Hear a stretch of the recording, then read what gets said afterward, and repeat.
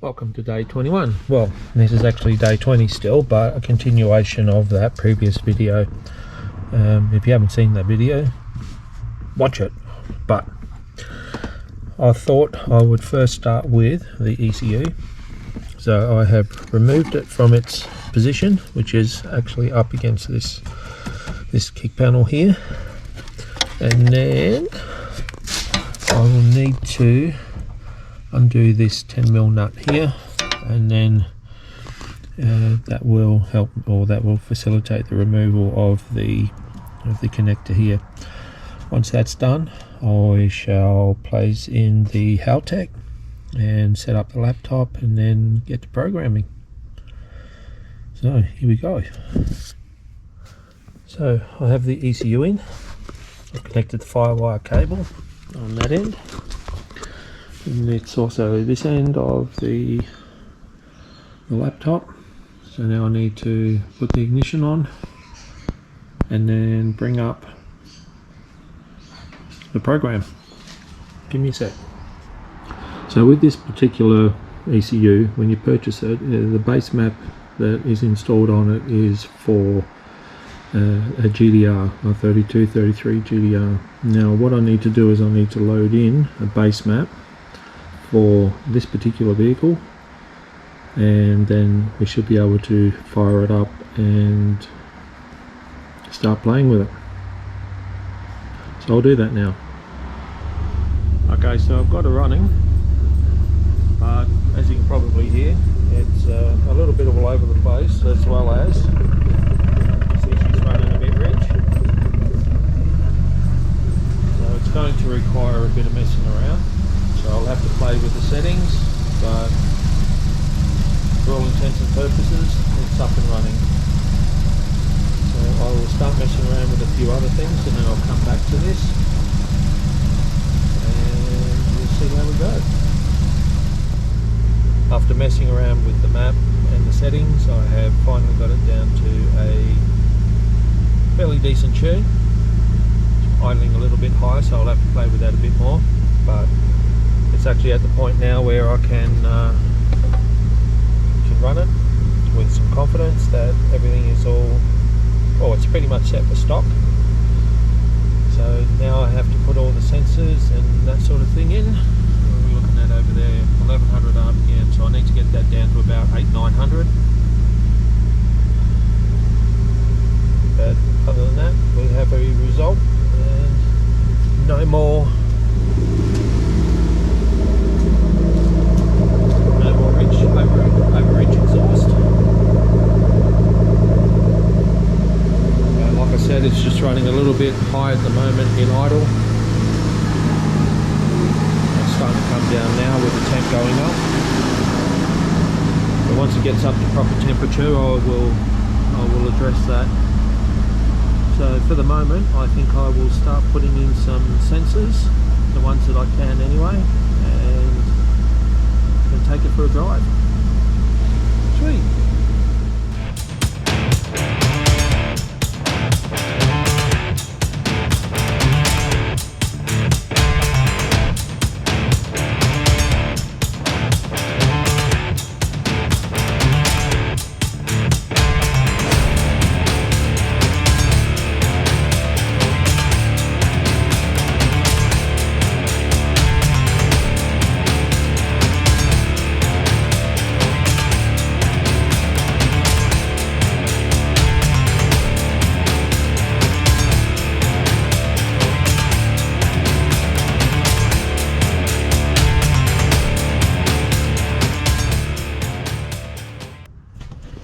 What I've done so far is I have mounted the map sensor here, so it's nice and close to the turbo, so we'll get a nice quick reading, and I will take the cable in through here.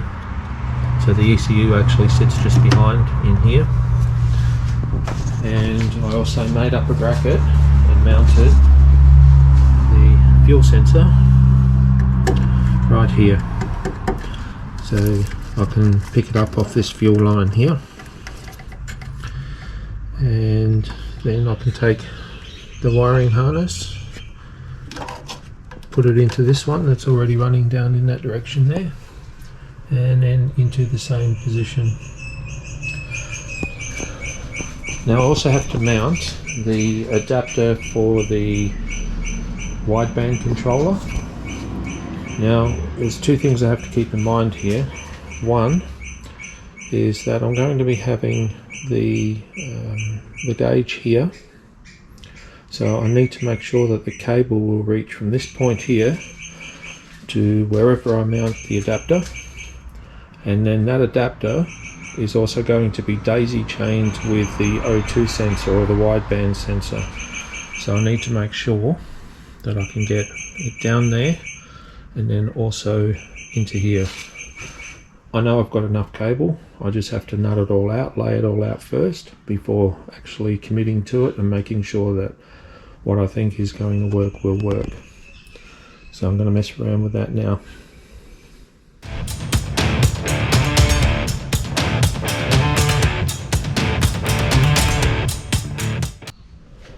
I was hoping to mount it here, but if I do that, then I'm going to be taking too much cable away from the can gauge, and with what I have sitting there, it's not going to be enough to actually go into the car up and where I want to mount it.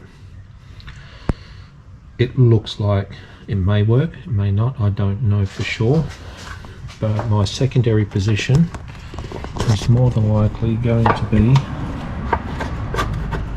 tucked in here. Now I'm trying to avoid this because it really needs to be away from heat. Now if it's in this area here, the turbo sits right there. That could be an issue, which is why I was hoping to mount it around here somewhere, preferably under there. Don't know. So what I think I might do, it's getting a little bit late now, so I'll hit this again tomorrow morning, but I might work from there backwards, and if I don't have enough cable for what I think or what I hope I can achieve, I might end up mounting this inside the car, and then it will be out of the heat, and I won't have any issues with reaching the O2 sensor or the wideband sensor right down here.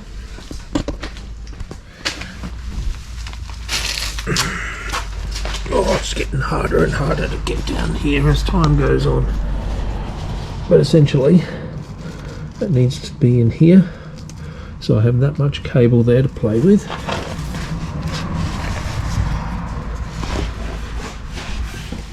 And there's this. So theoretically, that should reach. But if I mount it inside, it's definitely going to reach. And like I said, keep it nice and cool. So I'll just clean all this up, and then I'll go inside, come out again tomorrow, and continue the way that I said, working backwards from the gauge. That way at least I know I'm going to have enough cable. Yeah.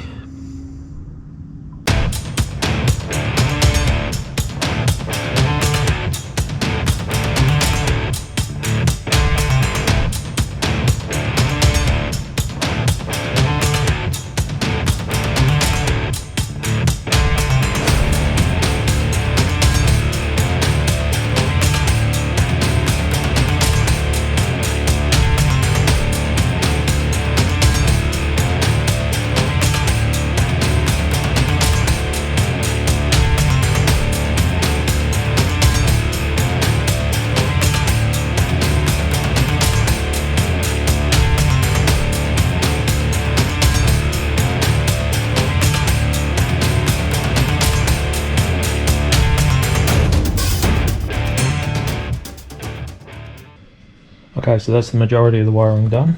I've created this loom here with 8 individual coloured wires, and that's for the map sensor. This one here is for the O2 sensor, and I've got one over there which is for flex fuel sensor. Now I've run the can gauge cable across here. I've come in through the wheel arch up along here, and it's just right here. It's only just made it to the control unit. So I've mounted the control unit with some 3M double-sided tape onto this control box here. That there is for the wideband sensor, and that there is going into the ECU. So all I need to do is just wire these connectors up, and that'll be done. Now also in here, what I've done, here we go, is I've stripped this out. Now there were 3 gauges here. I now no longer need them because of the can gauge, so I'm going to put that pocket back in, and I've brought my can gauge wiring loom up here. So I'm probably going to mount it over here on this cover, so it'll sit about here. And excuse me, when I was sitting in the car properly, I could actually still see all the gauges without any issues, so that's the best place to mount it. I did originally think about putting it here, but it's going to be in the sun, and with the heat and everything like that, I don't want it to damage the gauge. After all, it's $586 gauge, so I want to look after it. Now the wiring is in here now, so I need to finish wiring off this side of the ECU as well. And I thought while I was in here, after removing all the wiring that went to the fuel pressure sensor and a couple of other things, I just redid the whole loom. And yeah, I've got a few things in here to finish off. So alright, well, I'm going to keep going, and I just thought I'd update at the moment just to let you know where I've been. I've done a lot of stuff off camera, like all this sort of crap in here, because you've seen it before, and I was just being pedantic and making sure everything was done properly and rewired, and yeah, you get the idea. So yeah, I'm going to plod along. Here we go.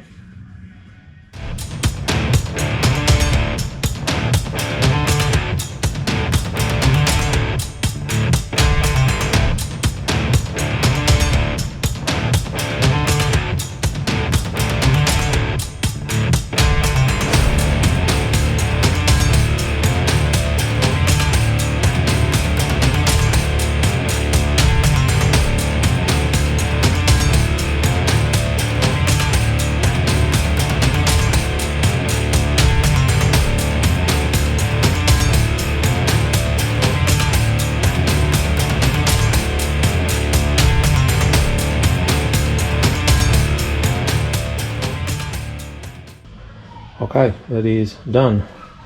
Wired.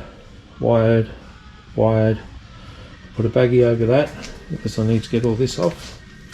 Put a baggie over the O2 sensor, or the wideband sensor, because I need to sort all this out before I run the cable down there. Now, a little handy trick is, you might have seen me referring to a piece of paper, and that is this. Now, for each sensor, I've written down the pin number and then the corresponding colour to that pin, so that when I come in here and I wire this up, I know exactly what wire is what, because I've written it down here. So if you are going to be doing this sort of thing, just make sure you keep notes, and you would have seen me referring to that when I was doing the connectors. And I not only double checked, but I triple checked my pins, because some of these actually carry voltage, and if you've got them in the wrong spot, you'll destroy the sensor and possibly your ECU. So just make sure you get that right. Et voila, there it is. Okay, so I decided to mount it on this side here rather than this side because there's not much room here for the cable to go down. But over here there's quite a gap here, so I decided to mount it on that side there. And that way it doesn't compromise the height adjustment of the steering wheel. So that is all the way up, but with the cable there I couldn't get it all the way up. Story of my life again. I can still see the oil pressure gauge from here, so that's my perspective, so it's good enough. So I'm going to call this one quits. There's enough footage here for a decent video, and if I was to include the turbo it would be quite a long video, so I'd rather leave that one for the next one. But anyway, that's me for today. That's this weekend done. Now until next weekend, take it easy, stay safe, and I'll see you on the next one. Bye for now.